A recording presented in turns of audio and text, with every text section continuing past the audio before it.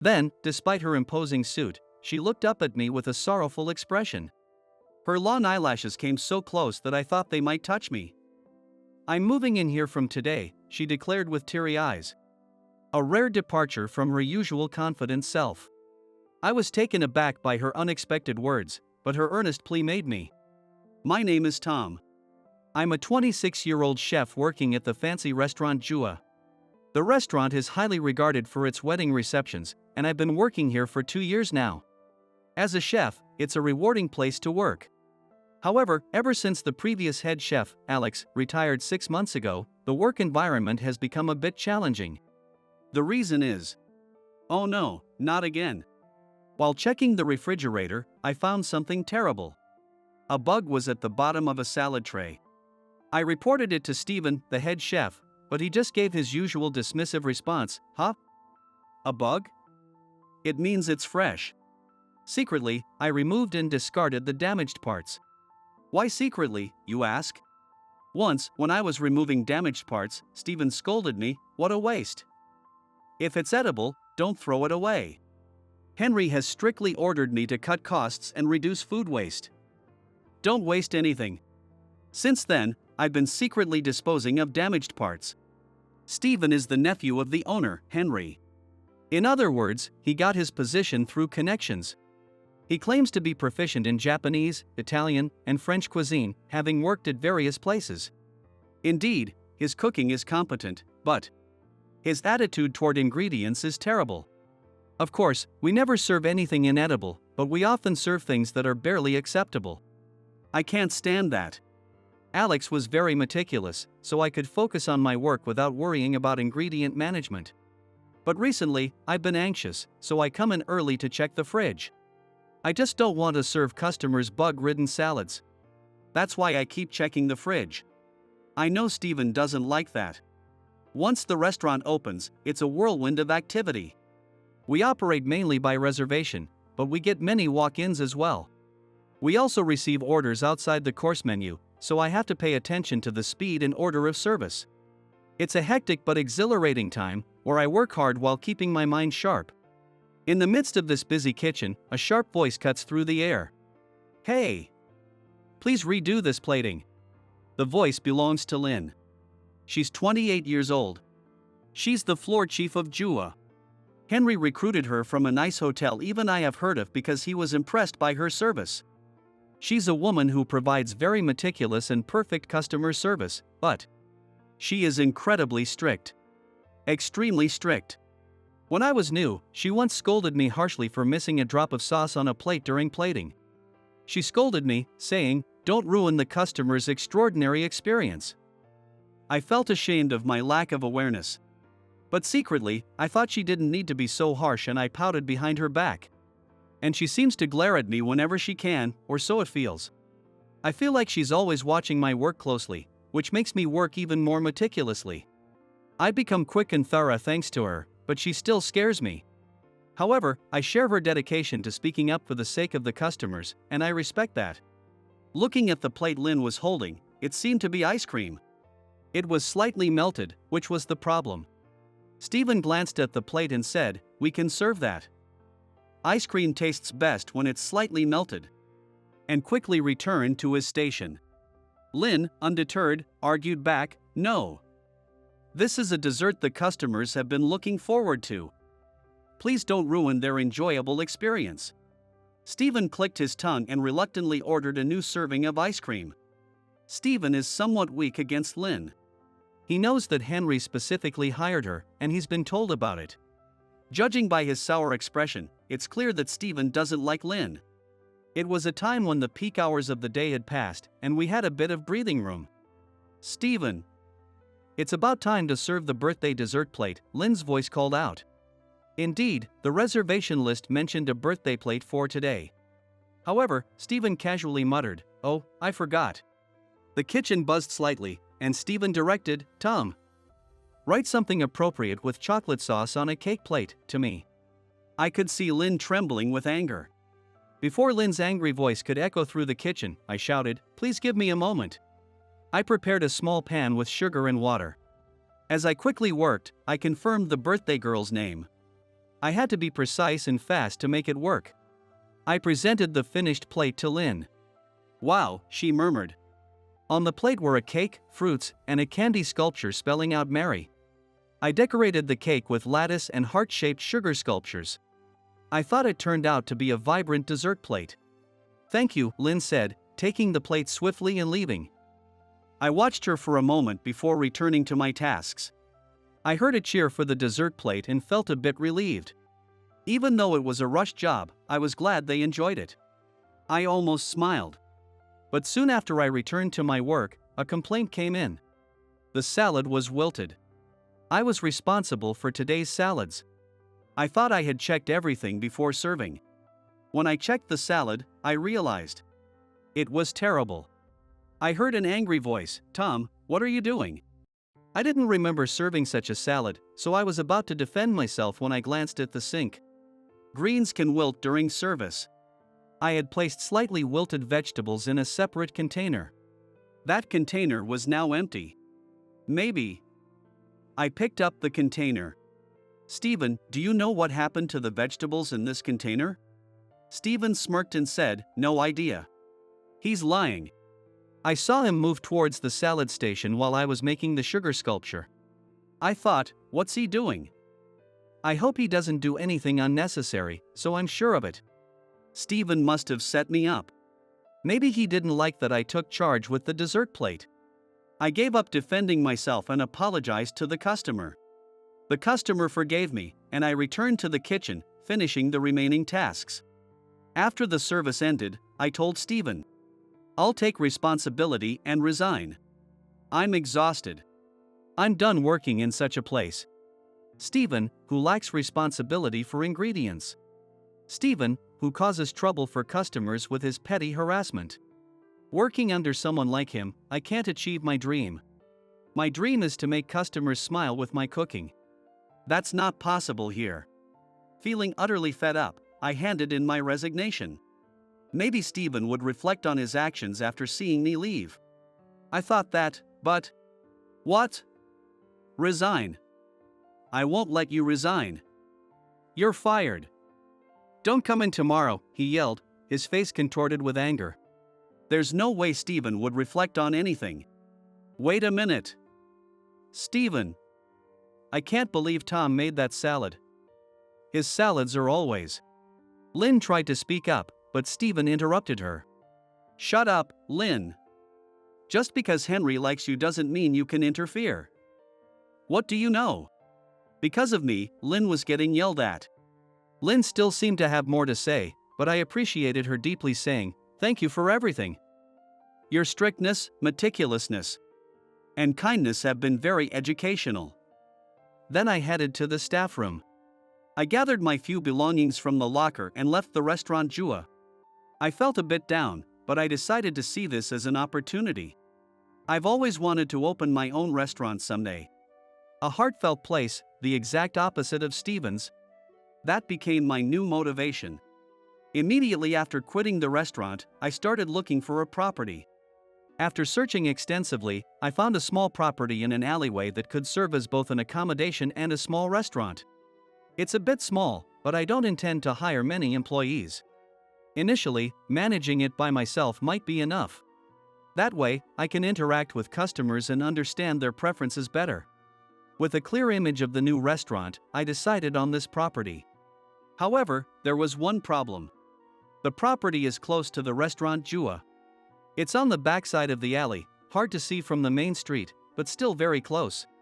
After some consideration, I pointed towards Joua and declared, "All right. Let's do this." Even though it's a one-man operation in a tiny place and no real competition, making the declaration lifted my spirits. I moved into the second floor of the property and started setting up the first floor as a restaurant. With limited funds, I did as much as I could by myself. As the place slowly took shape, I felt excited. One day, during these busy times, "Tom?" I turned around to a familiar voice and saw Lynn standing there, looking surprised. I was in the middle of wallpapering, drenched in sweat and wearing work clothes. I waved at her briefly and was about to restart work. But Lynn, well, she's no longer my chief. Lynn hesitantly opened the door and stepped inside. I was stunned, and she looked around the shop, asking, "What are you doing?" "I'm opening a restaurant," I replied briefly. To be honest, I haven't talked much with Lynn, so I wasn't sure what tone to use. "Do you mean your own restaurant?" she asked, and I nodded yes. "You were always good at your job." "Your own place, that's amazing." I was a bit surprised. I didn't know Lynn thought I was good at my job. "Thanks." I was too surprised to come up with anything clever to say. The conversation wasn't going anywhere. It was my fault. "Did you attend culinary school, Tom?" Lynn asked, and I answered. "I went to culinary school for 2 years, then trained in France for about 5 years." When I said that, Lynn was extremely surprised. 5 years? In France? Are you fluent in French? I wondered what she was focusing on, but I replied, I wouldn't say fluent. I worked hard to pick up words and get by. Yes, I was really focused. I got known as the American who always made the dishes sparkle, and slowly made friends and learned a lot from them. When I shared a bit about my time in France, Lynn laughed. "Your dishwashing is meticulous, Tom." "So, that was from your training in France or maybe from America?" I blushed a bit at her words. Despite being the floor chief, she noticed even the small tasks. Lynn was feared as a strict supervisor, often driving away new hires within 3 days with her rigorous training. I had only ever been scolded by her, so learning she acknowledged me secretly made me a bit happy. "Are you planning to hire anyone?" Lynn asked, and I told her I'd be working alone for now. After thinking for a moment, she left, saying she had work to do. The next day, in my pajamas, I came downstairs to check the mailbox outside, and was shocked. Lynn was standing in front of the restaurant. She was in an expensive-looking suit. How long had she been there? I hurriedly opened the door and asked, "What brings you here?" Lynn looked at me straight and said, "I quit my job at Joua." Not understanding what she meant, I invited Lynn inside the restaurant, which was still unfurnished, to avoid standing outside. Once inside, Lynn had straightened her back and politely asked. The restaurant floor was still unfinished, with bare concrete exposed. There she was, in her expensive-looking suit, telling me something outrageous. As I panicked, she exclaimed, "Please take me on as your apprentice." An apprentice? I was taken aback. Lynn is older than me and an expert in hospitality. What could she possibly want to learn from me? As I stood there speechless, Lynn lifted her head a bit and started talking. "I always wanted to be a pastry chef. But I'm very clumsy, so I gave up. I decided to excel in hospitality to stay involved with food. But shortly after you came to Joua, I saw your sugar work." She was probably referring to the sugar art I made as decorations for a restaurant wedding. I had begged the head chef at the time, Tyler, to let me do it. "I love making sugar art. I was deeply moved by your work. Since then, I've been watching your work closely." Wait. I thought she was glaring at me all this time. She was actually watching over me. Her gaze had been so sharp, too sharp, actually. Ignoring my confusion, Lynn continued. "I may be clumsy, but I'll do my best. Please hire me. I want to aim to be a pastry chef while learning from you. If you gave up because you're clumsy, it'll take a lot of determination. You'll have to work extremely hard." I didn't sugarcoat it. Lynn lifted her face and looked at me. Her long eyelashes came so close that I thought they might touch me. "I'm moving in here from today," she declared with teary eyes. "What? Wait a minute." Her unexpected words left me flustered. Lynn, still staring at me, pleaded, "I want to practice day and night. I want to spend my time here watching your work. Please." As I stood there bewildered, Lynn stood up. "Besides, I studied business management in college and my work experience could be useful." "How about that?" Switching from the polite and humble attitude she had when asking to be my apprentice, Lynn now confidently pitched herself. Business management, hospitality. These were all areas I was lacking in and worried about. I accepted her offer and said, "Please, I look forward to working with you." From then on, Lynn helped with the restaurant preparations while I taught her how to make sweets. However, true to her word, her clumsiness was extraordinary. Even cutting fruit made me nervous about her hands. This is going to be difficult, it's going to take a lot of time. But one night, when I got up to use the restroom, I saw that Lynn, who had gone to bed earlier, was up and reviewing what I had taught her that day. Her eyes were slightly teary, and she wiped away the tears before continuing. Seeing that, I made up my mind to turn her into a first-class pastry chef. Lynn was working as hard as she could, but progress was slow. While teaching her, I felt a sense of discomfort. I couldn't identify the reason and felt frustrated for a few days. One day, I noticed something off about the way she opened a jar. Observing her more closely, I finally understood. She used her left hand a lot. Opening jam jars with her left hand had felt strange. She used her left hand to take out coins. Even when picking up fruit, she used her left hand. Seeing that, I did a bit of research and then asked Lynn with confidence. "Lynn, are you left-handed? Were you forced to switch?" Lynn froze at my question. She insisted it couldn't be, but she decided to ask her mother just in case. The answer was, bingo. She had been forced to switch from left-handed to right-handed when she was 3. We decided to try training her left hand. Apparently, for people originally left-handed, training the left hand could make it more functional. Indeed, within a month, many tasks became easier for Lynn with her left hand, and her cream spreading skills for cakes, which she had struggled with, improved dramatically with her left hand. Both of us felt a surge of hope, like seeing a light at the end of a dark tunnel. A few months later, my new restaurant opened. It was a small place with just 20 seats when it's full. But the interior, decorated by Lynn's sense, had a great atmosphere, and the exterior, which I worked hard on, turned out just as I imagined. Lynn hadn't quite debuted as a pastry chef yet, but she was making some long-lasting sweets during the day and primarily working the floor. However, the baked goods served with coffee were well received, and customers would exclaim delicious, with small cries of joy, making Lynn's eyes widen and her expression soften. I could see the joy in her heart. We ended the first day with exactly the number of customers Lynn had predicted, and we both stared at the sales sheet in amazement. Lynn gave a small victory sign with a smug look. Sometimes Lynn helped out in the kitchen too. When I was tearing vegetables, she watched intently. "My veggies don't get fluffy like yours, Tom." Lynn looked dissatisfied. But just noticing things like that showed she was growing. I taught her to tear along the fibers. "When you don't stress the vegetables, they stay vibrant," I explained, and Lynn smiled. It was an angelic smile. "You're kind not just to the customers but to the vegetables too. I really respect that," she said, making me blush bright red. I realized I had developed feelings for Lynn. I was surprised at myself. After all, she was like a strict drill sergeant when we first met. While I respected her professionalism, I never imagined considering her as a romantic interest. Just thinking about it seemed like it would make her furious. Yet, recently, she was so endearing. Her serious practice sessions were admirable, her support with management was impressive, and her smiles towards me were nothing short of angelic. But I was scared. If I confessed and got rejected, it would ruin our current relationship. I wanted to make her a first-class pastry chef, and I couldn't afford to lose her at the restaurant. I wanted her to be my special someone, but I couldn't take that step. One day, a turning point came for me. The doorbell rang, and both Lynn and I greeted the customer. The moment we looked at the entrance, Lynn exclaimed in surprise, "Henry!"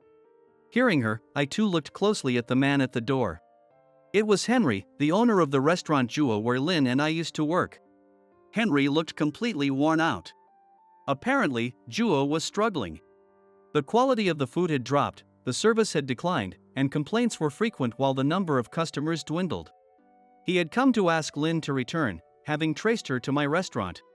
When Henry asked Lynn to come back, she responded firmly, "I love this place that values its customers. I want to keep working here."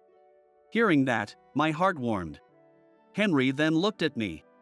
"I don't want to lose Lynn either. Please, let's end this conversation here," I said, making my mind clear. With a sigh, Henry seemed ready to leave, but I nervously spoke up. Unless Stephen changes, it will be difficult." I talked to Henry about Stephen's lax attitude towards ingredient management and his lack of professionalism towards customers. Rather than getting angry at my criticism of his nephew, Henry listened carefully. When I finished, he said, "I wish I'd known sooner, thank you. And I'm sorry. I let my nephew handle everything. The food you made today. It was truly delicious. It wasn't just skill, I felt your passion." I was moved by food for the first time in a while. His words were more praise than I felt I deserved. I was genuinely happy. "What if I asked you to come back to Joua as head chef, replacing my nephew?" The sudden offer left me stunned. The head chef at Joua, it was a dream position. A place chosen for special occasions. A restaurant where I could make the happiest day for couples at weddings.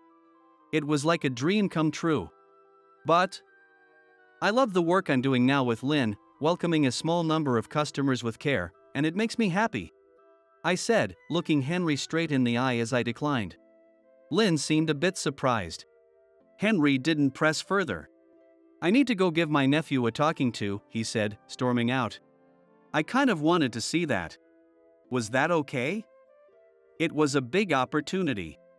After lunch, Lynn and I took a break with the coffee she brewed and the cookies she made.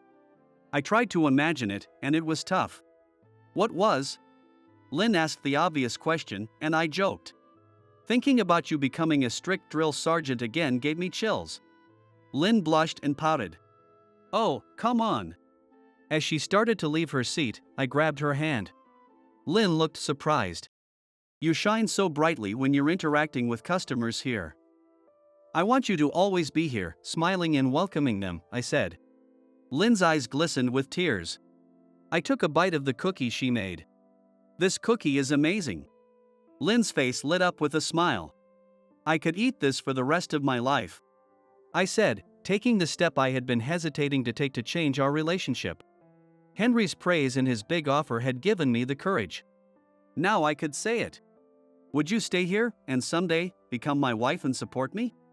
Lynn blushed deeply and responded with a mix of seriousness and a light-hearted tone. "If you're okay with having a strict drill sergeant as your wife." I laughed and hugged her. 5 years later. Our quiet little restaurant, tucked away in an alley, had grown to be featured in magazines as a hard-to-book spot. I continued to cook as always. Lynn, now a skilled pastry chef, handled all the desserts. And our staff had grown by one. "Here you go."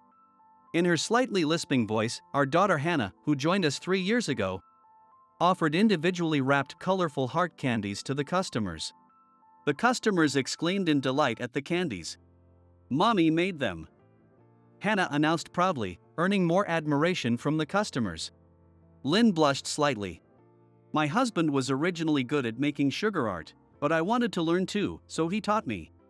Lynn introduced me as her husband. It made me feel a bit embarrassed. Photos of our sugar art decorated the walls of the restaurant, and when customers learned that both Lynn and I had made them, they were impressed. "Mommy's cakes are really delicious too," Hannah said, promoting our desserts to the customers. It's impressive how she manages to secure additional cake orders like that. Maybe she has a knack for hospitality, or maybe I'm just a proud parent. The customers mentioned wanting to visit Joua, the nearby restaurant where we used to work. The restaurant Joua has now a new head chef and is now running smoothly. I don't know what happened to Stephen, but he was cast aside by Henry. I can't imagine how that must have felt.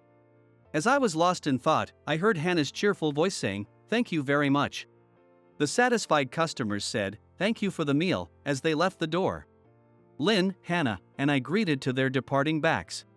After the door closed, the three of us exchanged smiles and laughter.